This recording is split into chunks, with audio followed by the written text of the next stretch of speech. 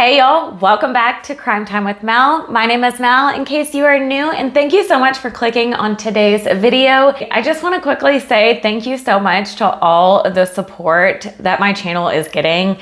I know I've said this in the last couple of videos, but y'all are literally blowing me away. Like I have no words and I cannot thank you enough. That's just all I can say is thank you. So today's video is going to be a missing persons case that I have not seen a lot of coverage on, and I don't understand why. Recently, I've seen it pick up a little bit more because I've seen it on TikTok, but other than that, I really haven't seen anyone talking about it. Kandi Green Gonzalez was last seen on June 1st, 2021 in Prestonburg, Kentucky. She was 36 years old and she shared a house with her boyfriend of 2 years named Jeff Blackburn. Now, Jeff allegedly threw Kandi out of the house and she has not been seen since then. Now, there was video of her wandering around the backyard of this person's property and they did catch it on camera. She seemed disoriented and extremely scared, and she asked this person if she could call her mom, and her mom unfortunately did not answer. She ended up leaving her a voicemail, and it's just heartbreaking. Her mom says that that's what plays constantly in her mind is hearing Kandi call her name out, mom, mom. And I cannot imagine being a mother myself, as well as a lot of y'all are parents, and we've got to talk about this story and we've got to bring more attention to this because something just is not right here.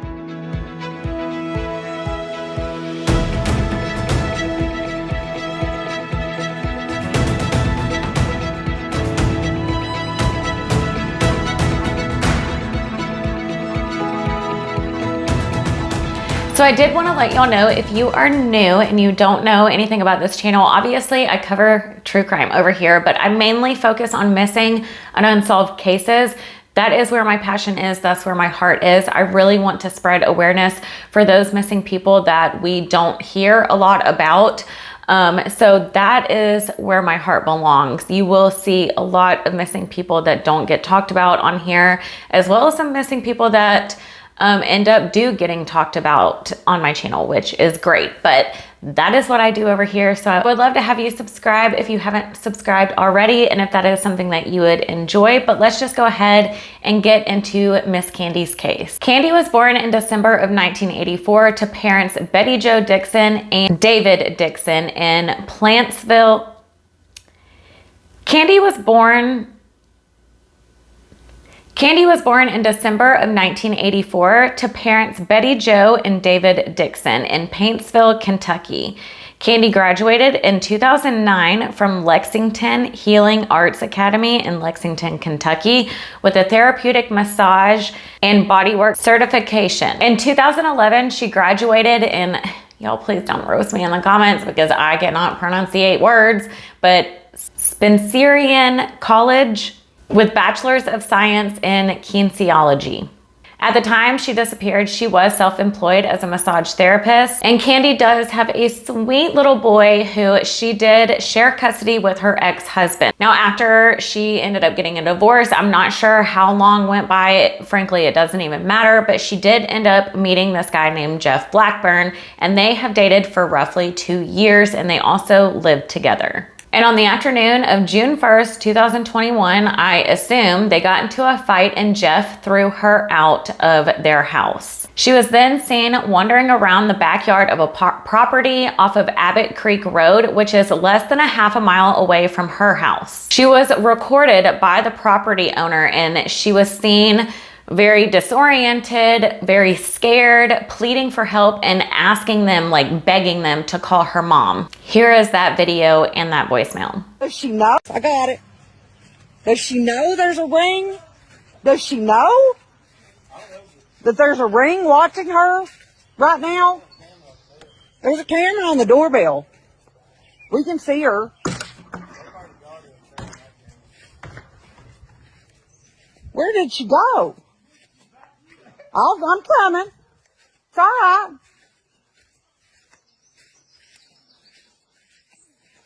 Listen, I don't know where you're going, but you need to get out of this yard. Walk along the highway. Huh? Keiko can see her from the ring. Oh, okay. Keiko knows what's going on already. I don't know what's wrong. I don't know what you're doing, but you need to call my mother. Call your mother? I will call your mother for you. Happily. Where's your mom?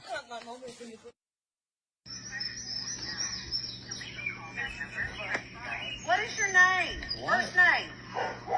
Listen, I have your daughter. Is that a truck camera? In my yard. She asked me to call you. That's a truck camera. No, there's a truck camera on that tree right there. Hell, I thought that was some woman you had might have ever you had. If you guys, listen, did you see me? Listen, yeah. Ethan said, help me. I said, get the fuck out of here. Listen, I need you to calm down. I can help you, but you need to tell me what's going on. I'll happily help you. I'm sorry, but if I was... I'm calling your mom for you. What the hell? I need you to get out of this yard or come talk to me. One of the two. Don't clown me. You are on our land. I need to understand lives. I need you not to mess with their crops. Here, she gonna get your crate with. Look here. Hey, watch out, there's snakes down there. What the heck is that? Well, I don't know why you tried to reason with her. I have your daughter. She says she's your daughter in my yard. She's asked me to call you, but she's and Jess apparently has kicked her out. No, it's not fun. I thought that's what you were saying, Mom. Hey, Mom, it's voicemail, honey. Mommy, it's voicemail. That's why I was trying to just say. Wow.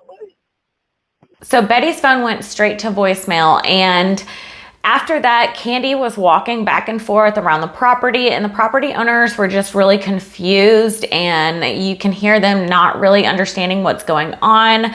But then you see Kandi start running off straight into the backyard, which is where a creek is. That was the last known sighting of Kandi, and she has not been heard from since then. She had no personal belongings. She had no cell phone. The only thing that she had was her pink one-piece jumpsuit that she was wearing and her sandals. I mean, on this voicemail, she sounds terrified, y'all, and my heart goes out to her parents, because to hear your baby cry out for help, and I say baby because no matter how old our kids are, they're still our babies. So to hear your baby on your voicemail call out your name, and you don't know where she is, you don't know what happened, you're trying your best to find her, is just a very tragic situation, and that's why I want to spread awareness for this case. Now, from my understanding, the family, and this is very common, was told that they can't report Kandi missing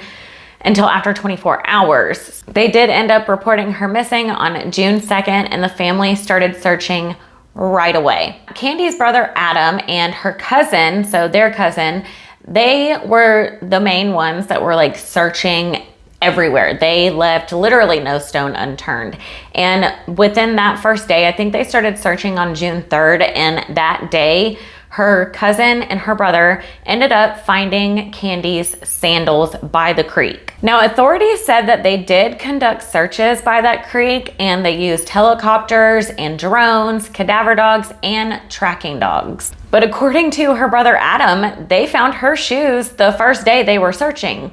So if they were searching that first day, and these shoes were very close, I'll get to that in like 2 seconds, but if the police were searching that day, as soon as she went missing and they filed the police report, they would have found her shoes, not her brother and her cousin. Anyway, they found her shoes about 5 feet from where she actually went into the creek, and law enforcement told them to pick up the shoes and collect them to give to them, which I find very odd, because as we all know, as true crime sleuths, we don't touch anything. Like if you find evidence, you don't touch it. You could contaminate something potentially. Well, they knew that and they did not touch the sandals. They left them there. And the kicker about this is, according to Adam, police took 3 days to even pick up those sandals. And on that day, he did say that they brought out cadaver dogs, but he's confused why they brought out cadaver dogs and not tracking dogs. He said they spent roughly 30 to 45 minutes searching, and then they packed up their stuff and they left. And apparently that was the end of the search. And I feel like Adam and his cousin would know this because they are the ones that have been literally actively searching. So if you are actively searching, you're gonna eventually run into a helicopter or a drone or a dog or law enforcement at some point. Adam and his cousin also found her tracks. They were going up an embankment about 5 to 10 feet from where her shoes, I meant to say shoes and sandals at the same time, that didn't work, where her sandals were found. There were toe marks and handprints in the hill, like going up the embankment, and they followed them for about 40 feet, and then her footprints turned right, like they were headed back to her house. They then followed them to a small family graveyard which had an open field, and then they lost her tracks after that. So then they followed the tracks back down to the creek where it appeared that she had sat up against a tree because there was like a butt impression in the ground. And I heard, I don't know if this is true, but I did hear that a group of kids were like taunting her or something. So if that is true, maybe she was like hiding by the tree to get away from the kids just so that they would leave her alone. But again, I'm not 100% sure on that. So they get back down to this creek, and there are these two bridges that are not far apart from each other. And underneath these bridges, there's a sandbar. On that sandbar were 2 bare feet footprints pointing again in the direction of her house. So they believe that she then stepped into the water because there was no more footprints after that. But then right across the street from her road, they did see footprints again. Then it hit the pavement. So she obviously did not go into the creek and drown, and she obviously made it to the road. Now the sheriff's office did come back to search on the 19th. They searched from about 8 a.m. to about 1:30 p.m. and found nothing. Now, Adam and his cousin, again, like I said, they have searched everywhere. They have searched hills, abandoned buildings, abandoned houses, old wells. They've gotten on their four-wheeler and just cruised around the area, and they have not found anything other than her shoes and her footprints. We covered around 2,500 acres in Floyd County. Since we started looking for her, we are still conducting all of the searches. KSP is still handling the investigative side to, you know, try to get the information on where she could possibly be. Adam also says that Kandi knows the woods. She was raised in the country and she would not get lost in the woods. And I tend to kind of agree with that because of those footprints that they found around the area. Now on July 6, 2021, Jeff, the boyfriend, agreed to take a lie detector test like weeks prior. He did not show up. The investigators went to his house 6 times and he never answered the door. But later on, he ended up calling the investigators back and said that he was at his mom's house. Well, if he was at his mom's house, how did he know that the investigators showed up unless like he has a ring on his doorbell or his neighbors told him or something? I don't know. So then they said, okay, so why didn't you show up for your lie detector test? And he claimed that nobody told him a specific day to be there, so they asked him, okay, can you just come in right now so we can just get this over with? And he said that he would not be coming in to take a lie detector test because he believes that everybody believes that he had something to do with her disappearance anyway. Okay, so then why not go and take the lie detector test to prove them all wrong? I love proving people wrong, so that's what I would do. But he also said he was hiring an attorney. So now law enforcement can no longer speak to him. Now allegedly, and I say allegedly because it's technically hearsay, but he told a family friend that he did not want to help with the search because he was scared that Adam and his cousin would hurt him or beat him up. And I'm sorry, but at this point, let bygones be bygones. If you showed up to genuinely help search for Kandi, I'm sure her family would not have, I could be wrong, but I'm sure her family would not have started a fight or have done anything. I would think that would make him look good. You know what I mean? Like, I want to help search. I want to help find my girlfriend that I love and adore, but not helping, I feel like made him look guilty, whether he is or he isn't.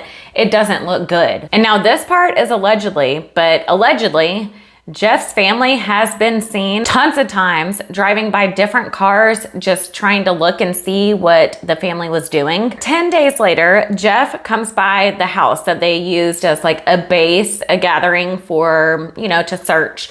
And he asked for some flyers. He was asked to leave, but that is only because the family received a text from Kandi's friends that Kandi said that he was abusing her. Now here is the sticky part.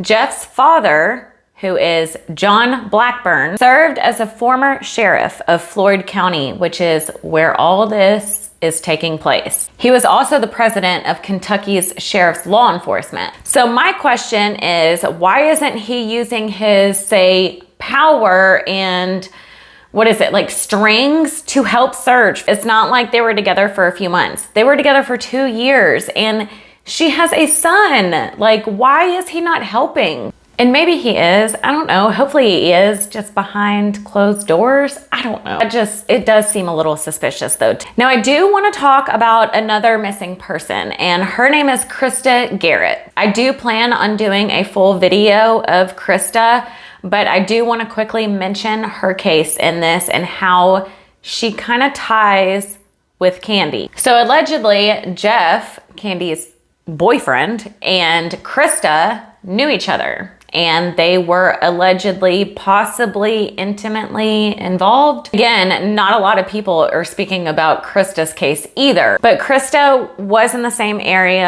and she could possibly have connections to Jeff. So stay tuned for that video. And I really am doing that video because nobody is talking about these people. And y'all, we have so many missing people cases to get through and unsolved cases that y'all have suggested, and some that just I have not heard coverage on. And I do want to address something. And so I've seen some comments of people saying that they can tell that I do these videos and I don't do it for the views. And yes, that is true, because if I did do my channel and I strictly was out for views, I promise you I'd be a lot bigger than I am, because I'd be covering different topics. I do want to get views because I want to spread awareness about these cases. And the only way to spread awareness about these cases is to get more views. So I do want to get more views. And I really appreciate y'all seeing how genuine I am, because that is what I'm trying to say this in like the nicest way possible, because I don't like drama, but I know a lot of really big YouTubers out there that I have seen steal my content and have just not the best of intentions, and that's not me. I don't want you all to lump these not bad apples in with us YouTubers that are really doing this for the right reasons and really do this to help families and to bring people home to their families, whether it's somewhere that they can visit at a gravesite or it's physical. At the end of the day, if I just help one family, just one, that would make my whole channel worth doing. And it is worth doing. I'm not saying that's the only thing that makes my channel worth doing. Y'all make it worth doing, and as well as the family commenting on my videos and reaching out to me personally, thanking me for spreading awareness for their loved one. And that literally brings me to tears, as well as y'all's comments. And I just wanted to take that time to thank y'all. I know I do it in every video, but I never want it to go unnoticed. And I just want y'all to know that I am so truly grateful for y'all allowing me to share these videos and spreading these videos to get them out there so people can see them. So with that being said, please give this video a like. It not only helps out my channel, but it does help get these videos out into the YouTube algorithm so more people can see these videos. And also, again, subscribe to my channel so you don't miss whenever I go live or whenever I post a video. And don't forget to hit that bell notification. That should, what is going on with my hair? That should notify y'all whenever I upload or go live. And because honestly, that dang subscribe button just sometimes doesn't let y'all know. So hopefully that bell, if y'all set it to all, that should let y'all know. But my thoughts and prayers are with this family, and I hope they can find answers. And y'all please spread awareness. Share this video wherever you can on social media to get the word out for Kandi. It's a very strange case, and I do think there are some major red flags, but I will keep y'all updated on it. And thank y'all so much for watching. I appreciate each and every single one of you. I hope y'all have a great week. I will have a video out either Friday or Saturday, so stay on the lookout for that. But yeah, stay safe out there, stay aware of your surroundings, and I love you. Have a great day. Bye, y'all.